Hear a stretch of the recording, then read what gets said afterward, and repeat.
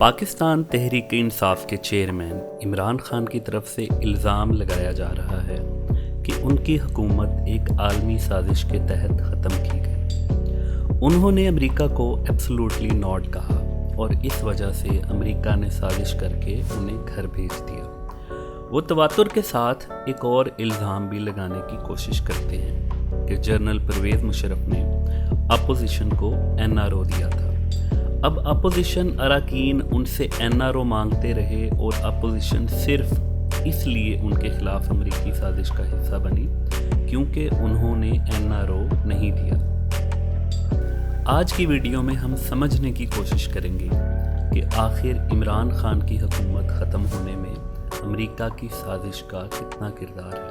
کیا عمران خان نے امریکہ کو ایبسولوٹلی ناٹ کہا اور فوجی اڈے دینے سے انکار کیا اور اس لیے امریکہ نے مبینہ طور پر اپوزیشن اراکین کو اربوں روپے دے کر ان کی حکومت ختم کروائی؟ اور کیا واقعی عمران خان سے اپوزیشن نے اپنے کیسز ختم کرانے کے لیے NRO مانگا تھا؟ وزیر اعظم عمران خان جب سے سابق وزیر اعظم ہوئے ہیں انہوں نے مسلسل ایک عالمی سازش کا بیانیہ پیش کیا ہے۔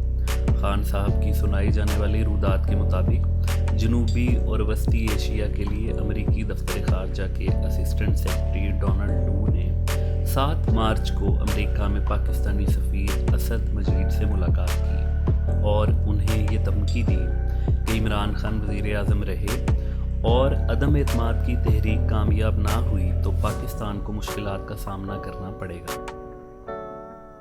عمران خان کے بقول اس سے اگلے ہی دن PDM نے ان کے خلاف تحریک عدم اعتماد پیش کر دی اور آخرکار امریکی سازش کے تحت عمران خان کی حکومت ختم کر دی گئی۔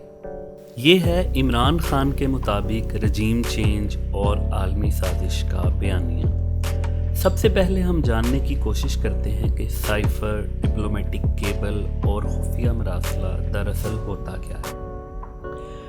ڈپلومیٹک کیبل دراصل اس رابطے کو کہا جاتا ہے جو دفتر خارجہ اور اس ملک میں موجود سفارت خانے کے درمیان کیا جاتا ہے۔ یعنی پاکستان کو بھارت کے اقدام سے تشویش ہے تو وہ پاکستان میں بھارتی سفارت خانہ کے عملہ سے کسی سینئر اہلکار جو عام طور پر سفیر ہوتا ہے کو بلا کر اپنے تحفظات کا اظہار کریں گے اور اس کو ایک ڈیمارچ تھما دیں گے۔ یہ ڈیمارچ پھر متعلقہ ملک کی وزارت خارجہ میں بھیجا جاتا ہے۔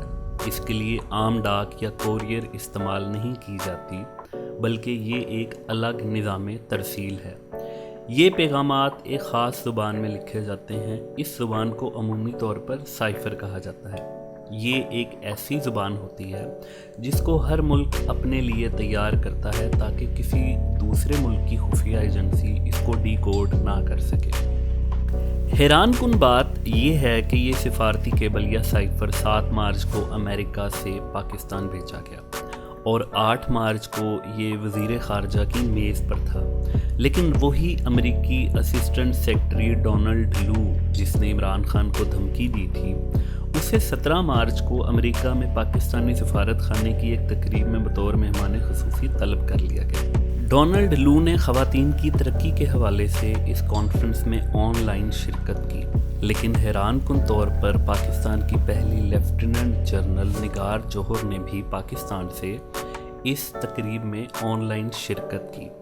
سوال یہ پیدا ہوتا ہے کہ اگر عمران خان کی حکومت گرانے کی امریکی سازش تھی تو جو شخص دھمکیاں دیتا پھر رہا ہے اسی کو کیوں پاکستانی سفارت خانے کی تقریب میں مہمان خصوصی بنایا گیا؟ اور کیسے پاکستان کی ایک خاتون لیفٹیننٹ جنرل بھی اس تقریب میں شریک تھی؟ عالمی سازش ابھی دفتر خارجہ میں پڑی تھی اور کسی کو اس بارے میں معلوم نہیں تھا۔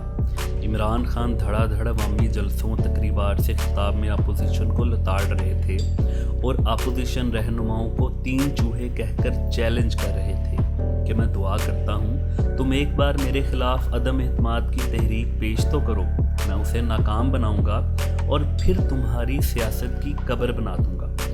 ان جلسوں میں عمران خان کی زبان سے ایک بار بھی عالمی سازش یا رجیم چینج کا ورڈ نہیں نکلا، مگر تحریک انصاف کے اراکین منحرف ہو کر سندھ ہاؤس میں جا بیٹھے۔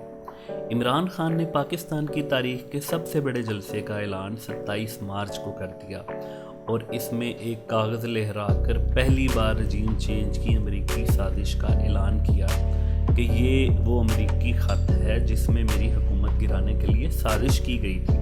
लेकिन हैरानकुन तौर पर वो अवाम के सामने पहले आए और उसके बाद उन्होंने नेशनल सिक्योरिटी काउंसिल की मीटिंग 31 मार्च को बुलवाई, जिसमें आर्मी चीफ और DGISI के सामने ये साइफर रखा गया। आगे बढ़ने से पहले हम पाकिस्तान आर्मी का इस हवाले से मौक़िफ़ जानने की कोशिश करते हैं। DGISPR major general Babar Iftikhar ने प्रेस कॉन्फ्रेंस करते हुए इस हवाले से बताया कि नेशनल सिक्योरिटी काउंसिल की मीटिंग का एलामिया जारी हो चुका है और इसमें इस मीटिंग को कंक्लूड कर दिया गया है। जो कुछ इस मीटिंग में हुआ वो इस एलामिये में शामिल है। आप देख सकते हैं कि क्या इस एलामिये में कोई कॉन्स्पिरेसी का वर्ड है, मेरा नहीं ख्याल। इस इनपुट को अगर डीक्लासीफाई करना है, क्योंकि इस कॉन्फ्रेंस के मिनट हैं, इन मिनट्स को हुकूमत डीक्लासीफाई कर सकती है। अगर वज़ीर आज़म शहबाज शरीफ पार्लिमानी सिक्योरिटी कमेटी की मीटिंग बुलाते हैं तो मुसल्लह अफराद के सरबराहान इसी मीटिंग में जाकर वही इनपुट दोबारा भी दे सकते हैं। इस बयान की अगर तशरीह की जाए और इसको आसान अल्फाज में बताया जाए तो मेजर जनरल बाबर इफ्तिखार ने वाज़े तौर पर कहा कि कोई आलमी साजिश नहीं है और ये जो मीटिंग है 31 मार्च वाली, इसके अंदर कोई कॉन्स्पिरेसी का वर्ड नहीं है, इसके मिनट्स मौजूद हैं। हुकूमत चाहे तो इसको डीक्लासीफाई कर सकती है।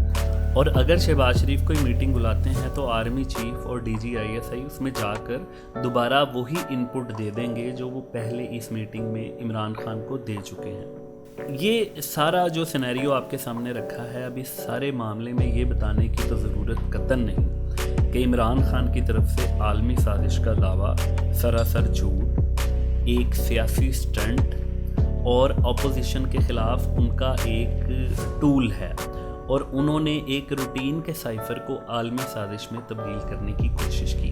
अब आते हैं एब्सोल्युटली नॉट के दावे की तरफ। अमेरिका जब पाकिस्तान को धमकी देता है तो इस धमकी की नौयत क्या होती है, इस हवाले से बहुत सी मिसालें हैं, लेकिन 3 मिसालें हम आपको बताना चाहेंगे।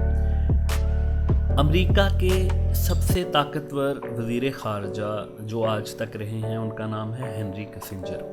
उन हेनरी किसिंजर ने पाकिस्तान का एटमी प्रोग्राम बंद ना करने पर पाकिस्तान के उस वक्त के वज़ीर आज़म जुल्फ़िकार अली भुट्टो को ये धमकी दी थी कि हम तुम्हें इबरत का निशान बना देंगे। इसकी वजह क्या बनी, इसको जानने के लिए आपकी नज़र सिर्फ एक वाक़या करते हैं।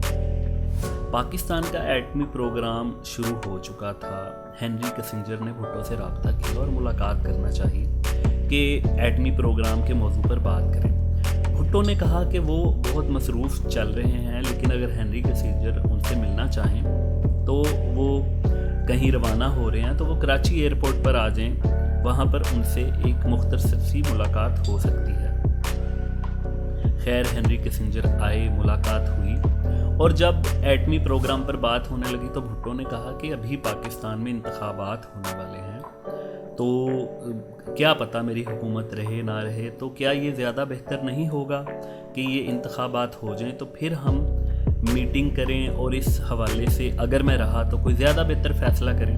हेनरी किसिंजर ने कहा कि उन्हें ये बात मुनासिब मालूम हुई तो उन्होंने कहा ठीक है ऐसा कर लेते हैं। इंतखाबात हो गए, भुट्टो दोबारा वज़ीर आज़म मुंतखब हो गए तो हेनरी किसिंजर ने दोबारा मुलाकात का कहा तो भुट्टो ने कहा कि वो काफ़ी मसरूफ़ चल रहे हैं, लेकिन वो एक दूसरे मुल्क जा रहे हैं, तो अगर हेनरी किसिंजर चाहें तो वहाँ आ जाएं तो वहाँ वो थोड़ा सा वक्त निकाल लेंगे।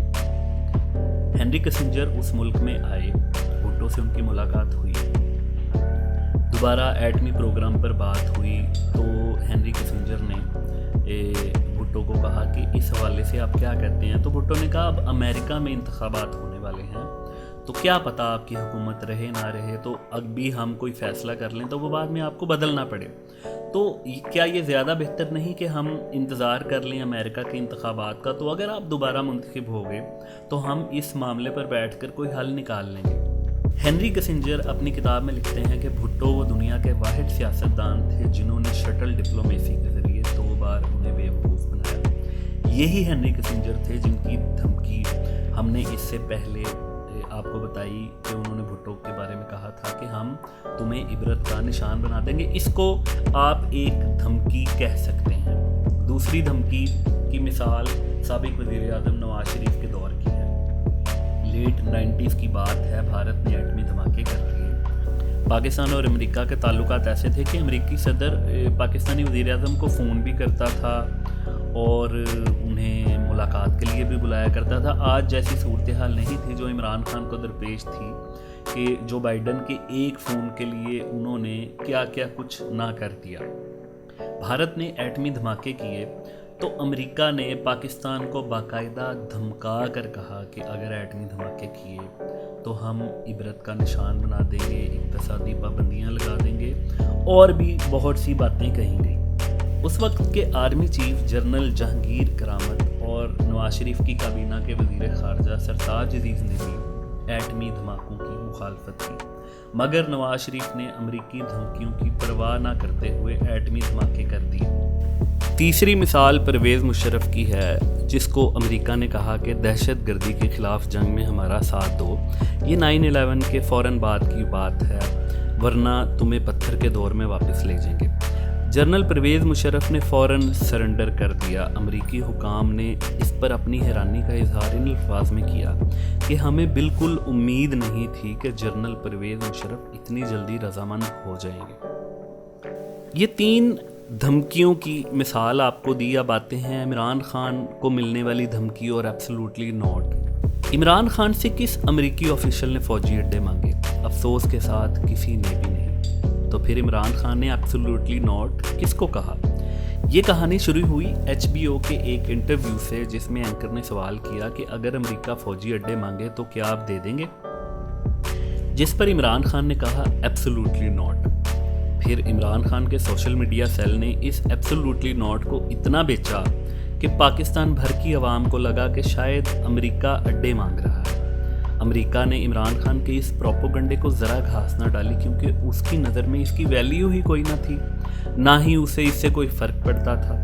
لیکن امریکی حکام وقتاً فوقتاً اس کی تردید کرتے رہے۔ جنرل مکینزی نے ایک بیان میں کہا کہ ہم نے پاکستان سے فوجی اڈے نہیں مانگے، مگر پاکستان میں دنیا بھر سے ایک الگ ہی نظام چل رہا ہوتا ہے۔ اس حوالے سے عمران خان کے ایبسولوٹلی ناٹ کے تابوت میں آخری کیل بھی DGISPR major general Babar Iftikhar نے ٹھوکی۔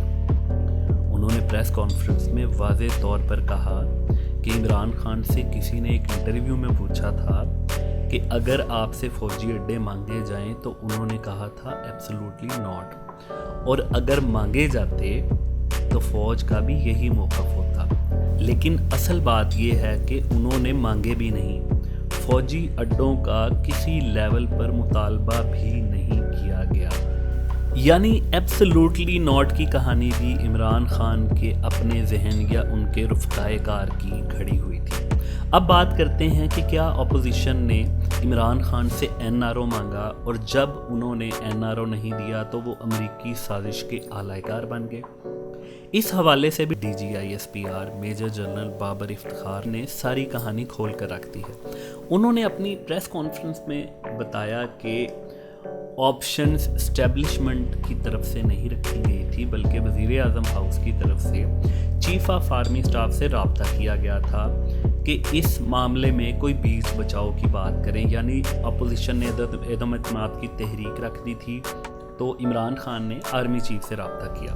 آرمی چیف اور DGISI وزیر اعظم ہاؤس کے وہاں پر عمران خان کے دیگر رفقا بھی موجود تھے۔ وہیں پر یہ 3 آپشنز زیر غور آئیں کہ کیا کیا ہو سکتا ہے، جن میں پہلی آپشن یہ تھی کہ عدم اعتماد کی تحریک کو اسی طرح چلنے دیا جائے، دوسری آپشن یہ تھی کہ عمران خان استعفیٰ دے دیں، اور تیسری آپشن یہ تھی کہ اپوزیشن عدم اعتماد کی تحریک واپس لے لے اور عمران خان اسمبلیاں تحلیل کر کے نئے انتخابات کی طرف جائیں۔ عمران خان نے تیسری آپشن کے لیے رضامندی ظاہر کی۔ چیف آف آرمی سٹاف یہ 3 آپشنز لے کر اپوزیشن یعنی اس وقت کی PDM قیادت کے پاس گئے، جنہوں نے ان تینوں آپشنز کو مسترد کر دیا۔